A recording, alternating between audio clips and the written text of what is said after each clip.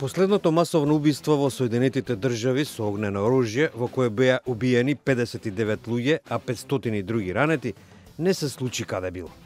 Се случи во Лас Вегас, каде што културата и забавата со оружје се подигнати на едно сосема ново ниво.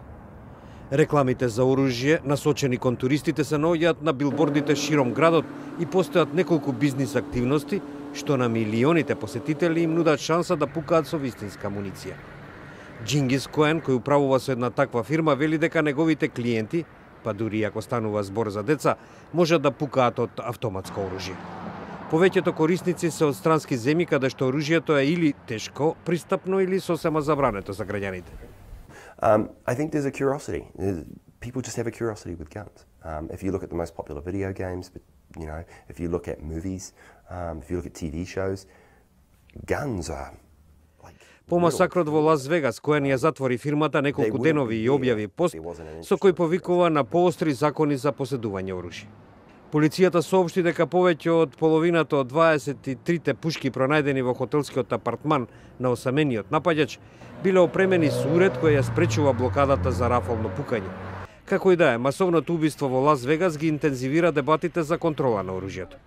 Граѓаните се поделени. Need as much protection as we can possibly have, but also being able to be responsible with that protection also. And if you ban it all, that means there's somebody's going to find another way to get it. And when they get it illegally, like she was saying, it could be worse than what it is now.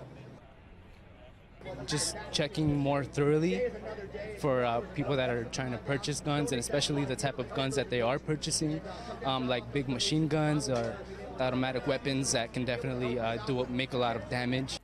Во исто време, по трагедијата во Лас Вегас, цените на акциите на американските производители за оружје значително порасна. Податоците покажуваат дека е чест тренд акциите на овие фирми да растат по масовни престрелки, поради стравот на пазарот за затекнување на законите за контрола на оружјето.